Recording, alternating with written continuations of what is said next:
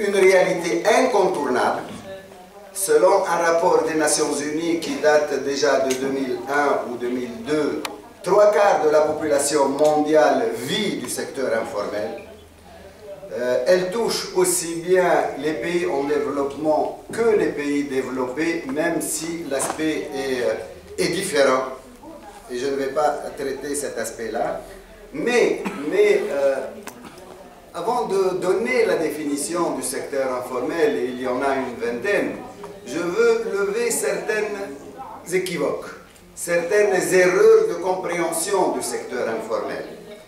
D'abord, c'est une illusion, je dis bien une illusion, de penser, voilà, de croire que l'on peut éradiquer le secteur informel, l'éliminer ou lutter contre. Non, il est là, c'est un casse-tête du patronat, de l'État.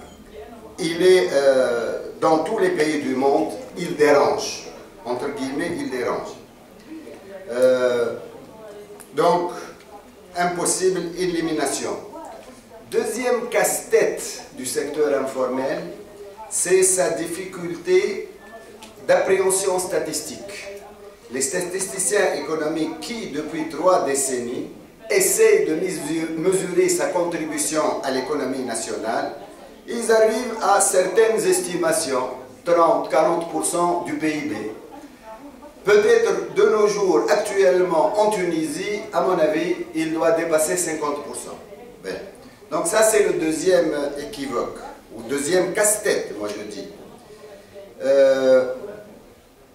Il est aussi erroné de considérer, et plusieurs le considèrent ainsi, que le secteur informel, c'est ceux qui sont à la marge de la légalité, ceux qui ne payent ni l'impôt ni la sécurité sociale. Ils se caractérisent par la petite échelle de la production. En réalité, ils peuvent ne pas payer l'impôt, payer ou encore sous-payer l'impôt et la sécurité sociale, c'est-à-dire la payer en partie. Donc ça, c'est la deuxième chose à éliminer. Quatrième élimination, il ne faut pas penser que formel, informel sont en dichotomie, c'est-à-dire en opposition totale. Non. C'est pas le noir et le blanc. C'est le noir et le blanc avec entre les deux beaucoup de gris. Je dis bien beaucoup de gris. C'est-à-dire, un exemple tout particulier, on peut trouver une entreprise qui paye son impôt, qui le paye à moitié, qui le sous-déclare, qui est enregistré au registre du commerce, etc. Et pour les salariés, elle a 10 salariés par exemple, elle déclare 5, elle ne déclare pas 5 autres. Donc c'est une entreprise à la fois formelle et informelle. Et il y en a beaucoup de gris, je veux dire. Ben. Bon, les économistes ont longtemps cherché à cerner dans un cadre théorique la réalité incontournable de ce secteur-là. Finalement, après 2 ou 3 décennies, c'est plutôt l'approche empirique du cas par cas, et même dans un même pays, de secteur d'activité par secteur d'activité. Il y en a plusieurs dans un même pays.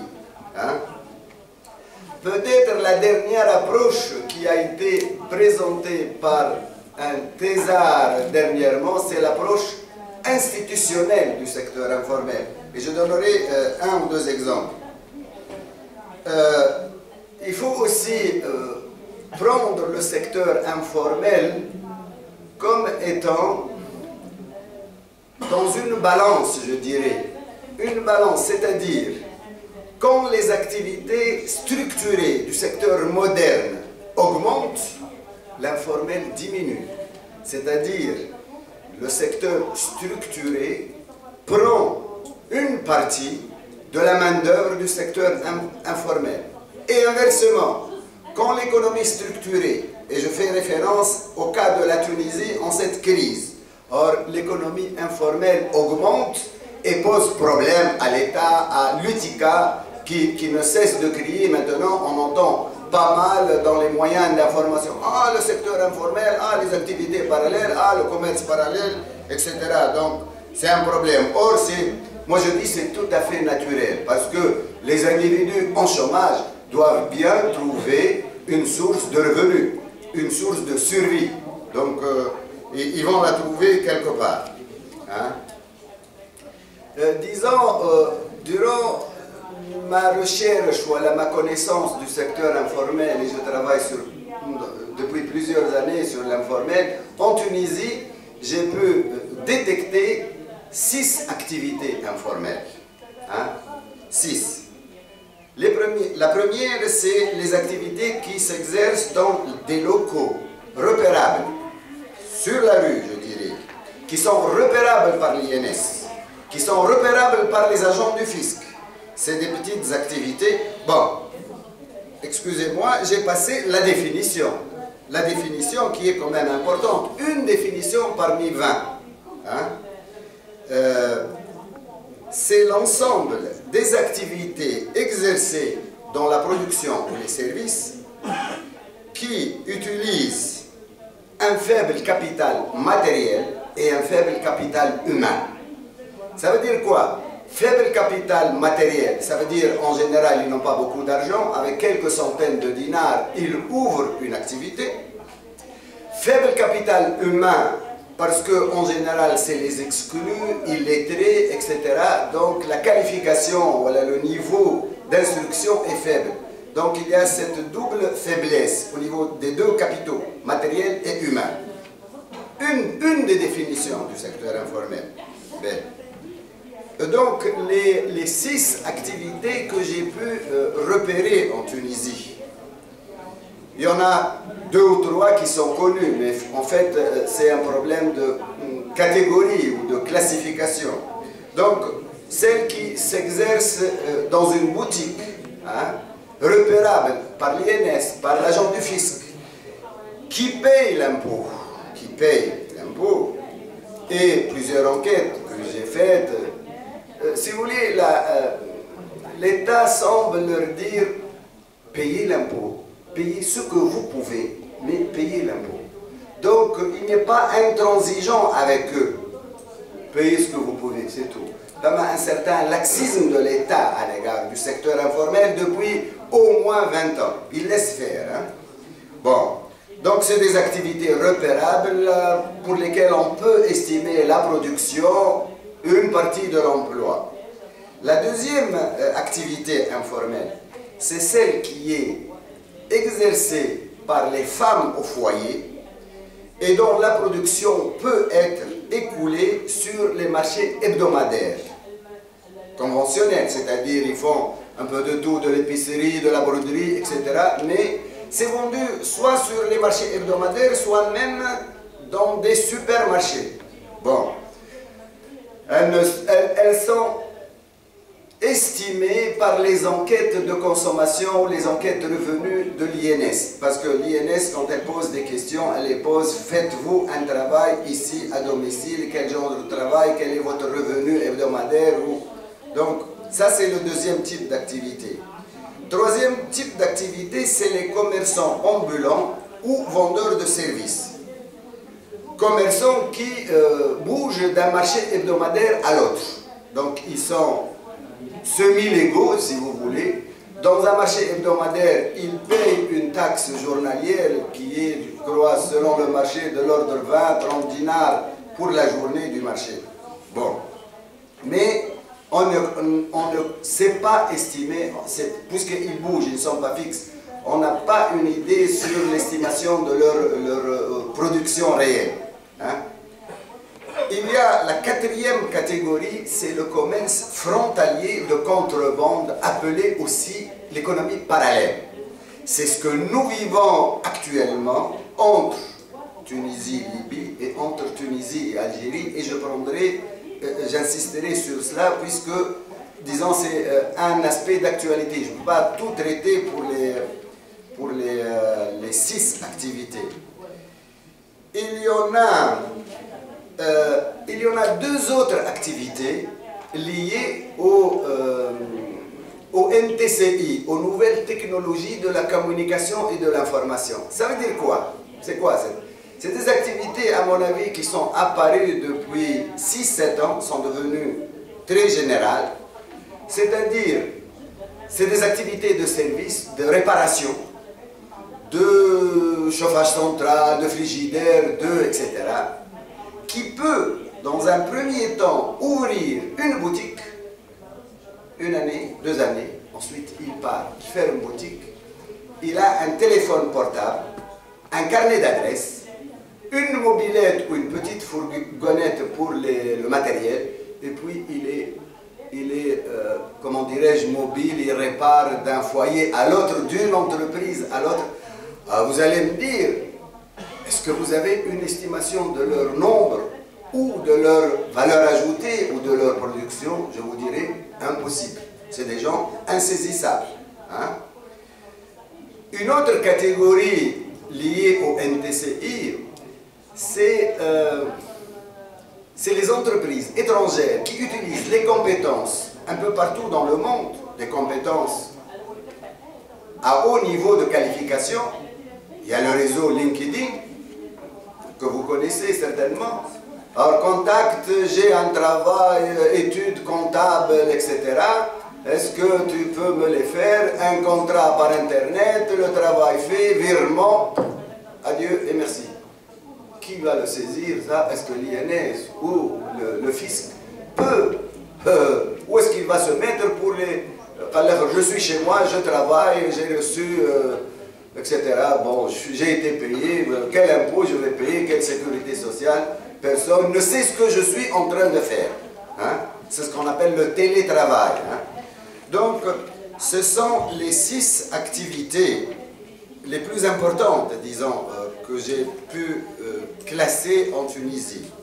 Alors, je voudrais peut-être traiter le commerce transfrontalier avec la Libye et avec un peu plus avec l'Algérie, en donnant des exemples. Or, relation Tunisie-Libye, bon, d'abord, à l'origine, c'est des relations tribales, amicales, qui se connaissent. Hein? Donc, il y a la parole d'honneur entre eux. Ils ont commencé petits à faire du commerce. Et toute distorsion de prix entre les deux pays entraîne ce commerce. Le commerce transfrontalier existe partout dans le monde, mais son ampleur qui est différente selon le cas de figure. Or, ces derniers temps, il a pris beaucoup d'importance en Tunisie, entre Tunisie et Libye. Il a toujours existé. Il a toujours existé. Donc, à tel point, un de mes collègues est allé tout dernièrement, bon, il m'a posé plusieurs questions sur l'informel, etc., tu vas travailler avec moi. Il est allé faire une enquête sur le terrain à Mednin et Tataouine, là où il y a le... Et donc, pour dégager quand même des résultats très importants, hein, ce n'est pas un secteur désorganisé, c'est un secteur hiérarchisé, pyramidal, hein, où tout le monde est impliqué. Par exemple, nous connaissons tous que entre Gebes et Rachejdir, par exemple, des centaines de jeunes qui font du change. Ah, vous allez me dire, c'est interdit de faire ce change-là, c'est interdit par la loi. Premièrement, l'État le sait et laisse faire.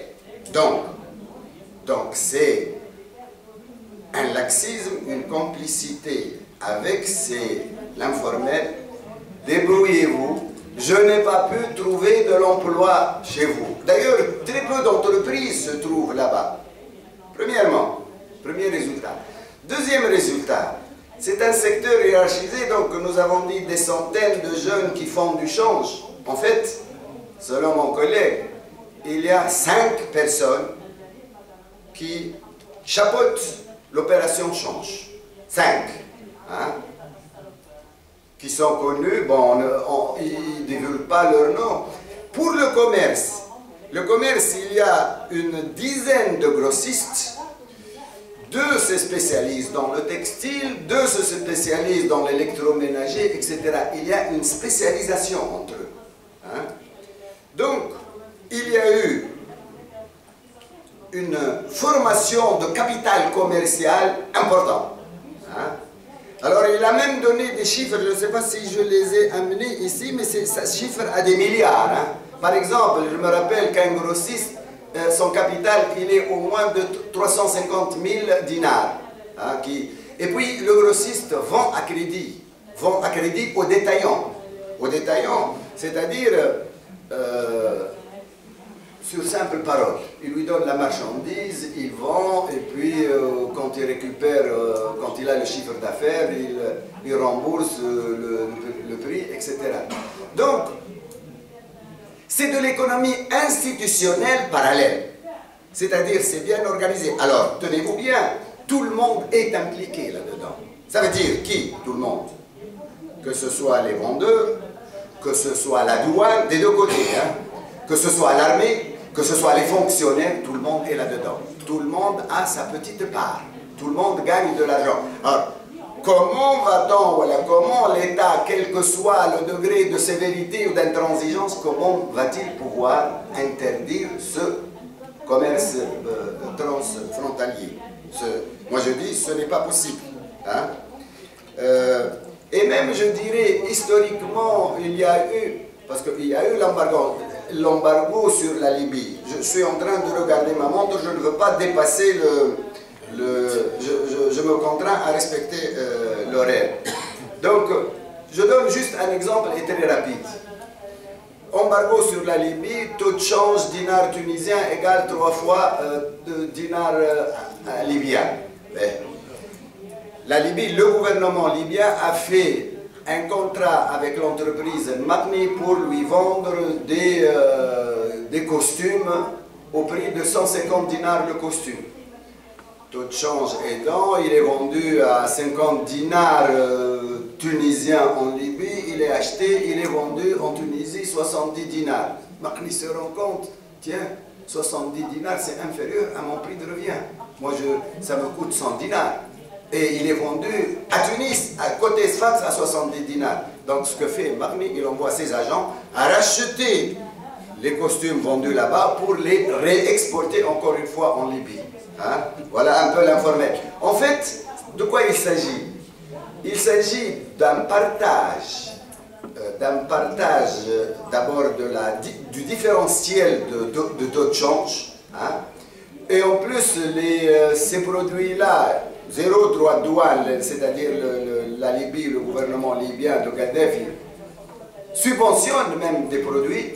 Et donc il y a partage de ce différentiel de taux de change et de la subvention accordée par le gouvernement libyen, partage entre les grossistes, les détaillants et même le consommateur tunisien en profite pour acheter, s'il en trouve, si Matni lui laisse les produits là-bas.